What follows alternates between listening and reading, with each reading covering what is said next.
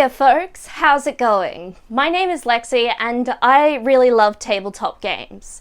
So much so that we sit down together once a week, every week, and we review one here at the gaming table. I try to keep these videos short, under 10 minutes, so we can both find our next game. If you would like to go the extra mile for the gaming table, you can donate to the channel using the link in my description box to my Ko-Fi page. All donations go straight back into the running costs of the channel, so it's deeply appreciated. Today, I am very happy to be reviewing a game that was sent to me. I always really appreciate it when folks send me the games that they've made. Not only does it give me a game to review, but it often means I can review a game that I might not have had the chance to otherwise. If you have made a game and you want to see it on the gaming table, you can reach out to me using the email address in my description box below. I will be upfront and let you know that I have quite a bit of a backlog of games to review, but I'm always keen to at least hear about what you've been working on. Today we are taking a look at Luncheons and Dragonflies by Adam Hancock. This game is set in North America, around the state of Virginia. In this game, you play as a native woodland creature. There's quite a few options.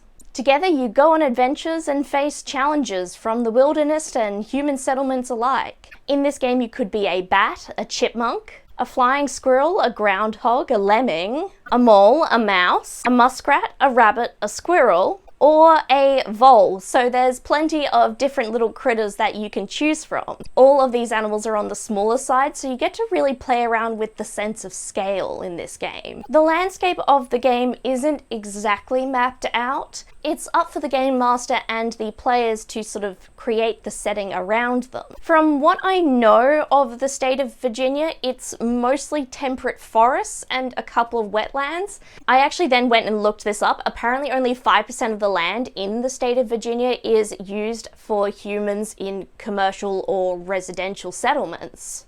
So it's more nature than city. I do think a good game of Luncheons and Dragonflies will play around with the idea of living on the edge of human settlement. You can then play around with small animals finding human objects and trying to puzzle them out. This game manual does have a variety of landscapes included in a solo adventure. This adventure is designed to teach the game master for this game the rules so that they can then teach it to the players. It uses a bunch of natural landscapes as well as man-made ones, so it's a lot of interesting variety for what your heroes can explore. Luncheons and Dragonflies has a variety of ways you can use your dice. If a player character is facing off with another character, this is an opposed roll. Depending on what the test is, they will need to use the appropriate skill and roll their pools of dice. In this game, you're rolling pools of d4s. Then the person with the highest eventual total is the winner. In this game, the scores are punch, zip, wit, and grit. The number you have in that score corresponds to the number of d4s you roll. For challenges against a non-intelligent opponent, such as a force of nature, the characters who need to overcome that challenge will roll their pools of a relevant skill against a challenge number. They want to meet or get higher than that challenge number to achieve what they want.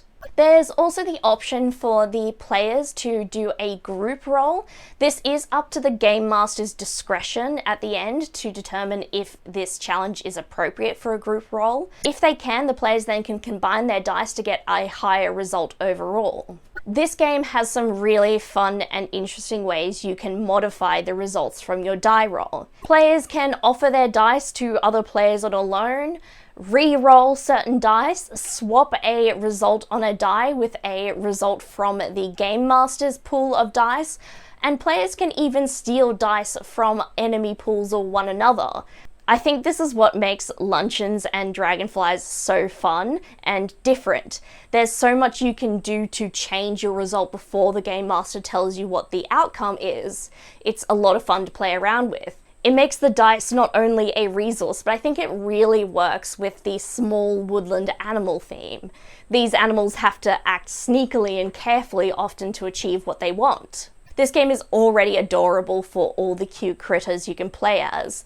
They also have some really lovely roles available as well. I'm glad that the game's action still has a feeling of risk and danger. Your characters are going to try be smart about the decisions they make, so they can get out of any situation with as few scratches as possible.